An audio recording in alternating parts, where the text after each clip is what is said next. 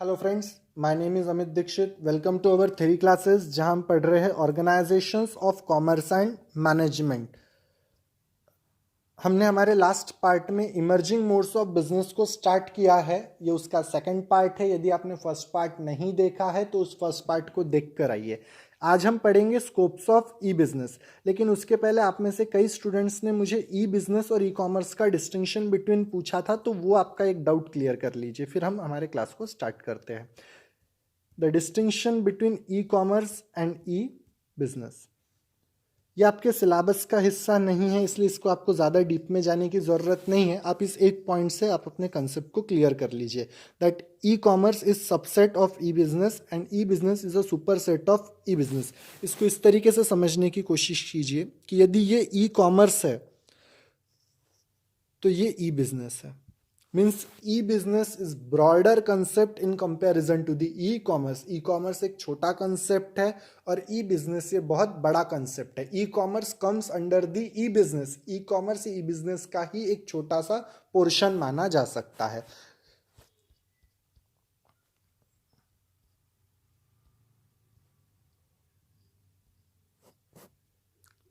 आज के टॉपिक में हमें स्कोप्स कंप्लीट करने हैं। The scope of e business is not restricted to the online shopping. E business का काम सिर्फ और सिर्फ ऑनलाइन शॉपिंग का, बाइंग और सेलिंग का ही नहीं है, बल्कि उससे बहुत ज़्यादा है। It include online stocks transaction. Stock transactions का मतलब होता है शेयर्स परचेस करना शेयर मार्केट से, and use of software. In India till now business manage through traditional method. आपको याद होगा हमने पुरानी क्लास में दो तरीके के मैथड्स पढ़े थे, जिसमें से एक ट्रेडिशनल मैथड्स था और एक मॉडर्न मैथड्स था, modern technology.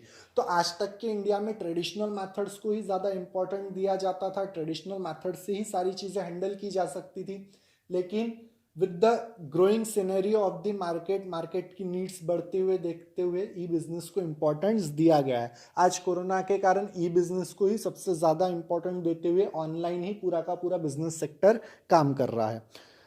Now many business are becoming aware or an advantage of the e-business are incorporated this into the strategy. It also help in better communication between the business houses and purchase easier for the organization and for their customers. ये छोटी छोटी सी बातें हैं जो आप पढ़ लोगे तो भी आपको बड़ी आसानी से समझ में आ जाएंगी कि ई बिजनेस का स्कोप वास्ट है, बहुत बड़ा स्कोप है। It include all the transaction, all types of business function such as production, finance, marketing, personal administration, as well as managerial function like planning, organising, controlling. ये सारे काम आप ई business की मदद से घर बैठे ही कर सकते हैं with the help of computer networking. The other way of looking at the scope of e business is examining in the terms of people parties involved in electronical transactions. Various business payments apps popularly use e-business transactions are phone पे, Google पे, Swiggy. ये modern technology में सबसे ज़्यादा इस generation के लिए use होने वाले नाम है। स्विगी, ओला, मित्रा, आप बहुत सारे नाम समझ सकते हो। तो ये सारे ई बिजनेस से ही रिलेटेड माने जाते हैं। स्कोप्स में सबसे इंपॉर्टेंट पोर्शन जो आता है वो आता है ये 6 पोर्शंस। यहाँ से कंफर्म आपको एक ना एक क्वेश्चंस पूछा ही जाएगा आपके बोर्ड के पैटर्न में, चाहे फिर वो फिलिंग द ब्लैंक्स में हो, चाहे फिर वो ऑब्जेक्टिव्स में हो, चाहे फिर आंसर इन ब्रीफ्स के अंदर हो। ये 6 तरीके के बिजनेस फॉर्म्स है। इन 6 में से यदि आपको एक भी समझ में आ गया तो बचे हुए 5 अपने आप समझ में आ जाएंगे। इसलिए पहले ही पॉइंट को, 2 पॉइंट को समझ लीजिए, 4 अपने आप समझ जाएंगे। business to business, business to consumer, consumer to business, consumer to consumer, consumer to administration and consumer to administration, business to administration. B2B हम बाद में पढ़ेंगे। सबसे पहले B2C पढ़ लेते हैं, business to customer. Customer identify a need, search for the product or service, satisfy the needs. Customer select a vendor and negotiate a price. Customer receive the product or services, make payment, get service and warranty claims.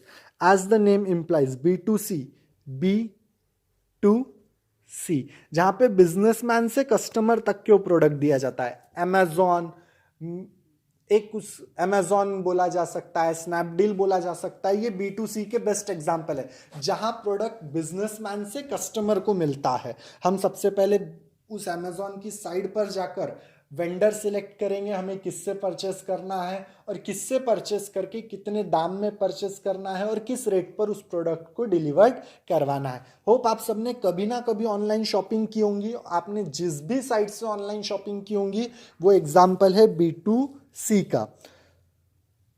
Her business form at one end customer at the other side. ये देखिए, ये side अपने आप में एक बहुत बड़ा meaning बता रही है कि it include business form on one side and customer on the other side. इसका नाम ही इसका मीनिंग बताता है, B2C, जहां पे एक साइड पे बिजनेसमैन है और दूसरे साइड पे कस्टमर है। जब बिजनेसमैन अपना प्रोडक्ट ऑनलाइन कस्टमर को बेचता है तो उसे B2C कहा जा सकता है। The transaction under B2C are between business firm and customer. Firm use their sites for a range of marketing activity. This include promotion, product information, review about the product, service and delivery of the product at the door step. आप सबने कभी ना कभी Amazon या Snapdeal यदि use किया होगा तो आप सबको पता है कि हम किसी भी प्रोडक्ट पे यदि क्लिक करते हैं तो उस प्रोडक्ट की कंप्लीट इंफॉर्मेशन मिल जाएंगी, कस्टमर्स के फीडबैक क्या है उस प्रोडक्ट के बारे में वो भी वहीं मिल जाएंगे। तो ये सारी बातें उस B2C साइड पे इंक्लूडेड रहती है। This include the cost of production and service is keeped low through this methods and the speed of transaction is also faster. For example website, Flipkart का एग्जाम्पल यहाँ पे दिया है।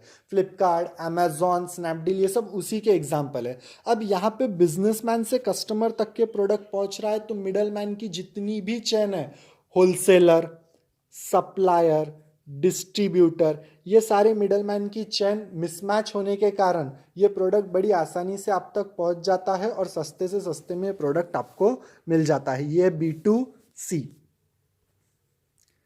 नेक्स्ट पोर्शन आता है वो आता है C2C। C2C का मतलब होता है customer to customer. The best example is OLX, जहां पे बेचने वाला भी एक कस्टमर है और खरीदने वाला भी एक कस्टमर है। जाहिर सी बात है OLX पे सेकेंड हैंड प्रोडक्ट बेचे जाते हैं। OLX के ऊपर हम हमारे घर के किसी भी प्रोडक्ट की फोटो कैप्चर करके OLX पे अपलोड कर देंगे, वहाँ प्राइस लिख देंगे और जो भी कस्टमर उस प्रोडक्ट को खरीदने के लिए इंटरेस्टेड रहेगा वो आपसे OLX के सोर्स से कांटेक्ट कर लेगा। लेकिन आप यदि अपने घर का कोई सामान बेच रहे हो तो इसका मतलब आप बिजनेसमैन थोड़ी ना हो, तो यहाँ पे जो डील होती है वो कस्टमर के बीच में होती है। इसे C2C कम्युनिकेशन नेटवर्क कहा जाता है। It facilitate the online transaction of goods and services between two people, और वो दोनों कस्टमर रहेंगे। Customer to customer involve the electronical facility transaction between customer through some third party. Third party ये OLX बन जाएगा। A common consumer post an item for sales and other consumer bid for the price। अगर आपने OLX use नहीं किया है तो आज एक बार OLX को यूज करने की कोशिश कीजिए। आपको पता चलेगा कि अगर OLX पे एक इंसान ने अपनी सेकेंड हैंड मोबाइल के प्राइस अपलोड किया 10,000 तो वहां पे एक कस्टमर बिड प्राइस छोड़ के जाता है कि 8,000, दूसरा कस्टमर बिड प्राइस छोड़ के जाता है 9,000, फिर सामने वाला अपने हिसाब से उस डील को फाइनलाइज कर देता है। The sites are only intermediary just to match the customer. ये OLX सिर्फ एक इंटरमीडियरी का काम करता है, मध्यस्थी का काम करता है, जहां पे एक कस्टमर दूसरे कस्टमर को अपना प्रोडक्ट बेच सकता है। The intermediary allow a lot of space for consumer group to be form. This forms a very interactive resell to complaint. It also possible through such group, for example eBay।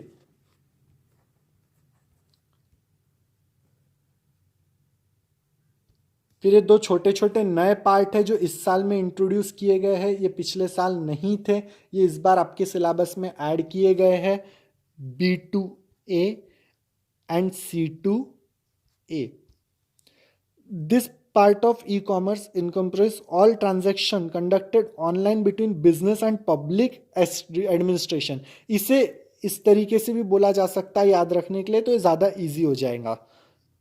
B2G and C2G means business से government और customer से government. हम सबको ये चीज़ अच्छे से पता है कि GST यदि फाइल करना है, कोई भी ऑनलाइन प्लेटफॉर्म पे जाकर ही उस कस्टमर को जीएसटी फाइल करना पड़ेगा। किसी भी तरीके का इनकम टैक्स रिटर्न यदि फाइल करना है तो ऑनलाइन हम बड़ी आसानी से वो जीएसटी या इनकम टैक्स रिटर्न फाइल कर सकते हैं, जहां पे एक बिजनेसमैन गवर्नमेंट से इंटरेक्ट होता है। यदि कस्टमर अपना इनकम टैक्स पे कर रहा है तो एक कस्टमर है जो ऑनलाइन गवर्नमेंट से इंटरेक्ट हो रहा है। तो ये दो उसी के एग्जाम्पल है जहां पे हम गवर्नमेंट से इंटरेक्ट होते हैं। Public administration is nothing but the government.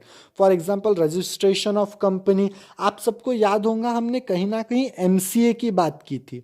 Ministry of corporate associations या ministry of corporate administrations, MCA portal के ऊपर जहां आप लोग अपने ऑनलाइन कंपनी के रजिस्ट्रेशंस करते हो, payment of taxes, getting permit etcetera.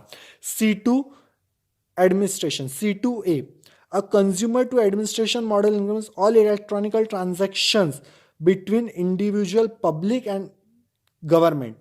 Aadhaar, passport, ये उसके एग्जाम्पल है। यदि आप लोगों को आधार अपडेट करना है तो आप ऑनलाइन ही कस्टमर को अपडेट करते हो। इसको इस तरीके से समझ सकते हैं, ज्यादा आसान हो जाएगा कि हम सबको पता है कि यदि हमें आधार अपडेट करना है तो हमें गवर्नमेंट से कम्युनिकेट करना पड़ेगा। इसका मतलब ये तो नहीं है ना कि हम इंगन घाट से दिल्ली पहुंच जाएंगे और दिल्ली जाके प्रधानमंत्री ऑफिस में बोलेंगे कि भैया यहाँ क्यों आए हो, तो भैया बोले आधार कार्ड अपडेट करने आया हूँ। पॉसिबल नहीं है ना। तो फिर ये आधार कार्ड अपडेट कैसे करेंगे? हम ऑनलाइन कम्युनिकेशन करेंगे। तो आधार कार्ड अपडेट करना है, पैन कार्ड बनाना है, किसी भी तरीके की ऑनलाइन सर्विसेज है, तो एक कस्टमर क्या करता है? गवर्नमेंट से कम्युनिकेट करता है। तो ये है C2 एडमिनिस्ट्रेशन। और एक लास्ट पार्ट जो इस साइट का है आज का, वो है B2B।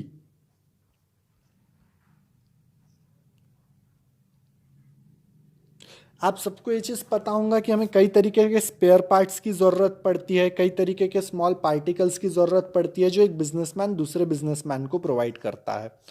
उसी का एग्जाम्पल है B2B। फॉर एग्जाम्पल समझ लीजिए कि एक कार बनाने वाली कंपनी है जिसको अपने प्रोडक्ट्स के लिए व्हील्स की ज़रूरत है, तो वो ऑनलाइन भी तो किसी कंपनी से वो व्हील्स परचेस कर सकते हैं ना। तो यहाँ जो दो ट्रांजैक्शन होंगे, दोनों साइड पे कौन खड़ा है? बिजनेसमैन खड़ा है, तो उसे B2B बोला जा सकता है। इसे इस तरीके से भी समझ सकते हैं कि एक होटल वाले ने यदि एक कार बुक किया है तो ये कार वाला भी बिजनेसमैन है और ये होटल भी बिजनेसमैन है, तो ये B2B का ट्रांजेक्शन बोला जा सकता है। आप इसको पढ़ लेंगे तो आपको बड़ी आसानी से समझ में आ जाएगा।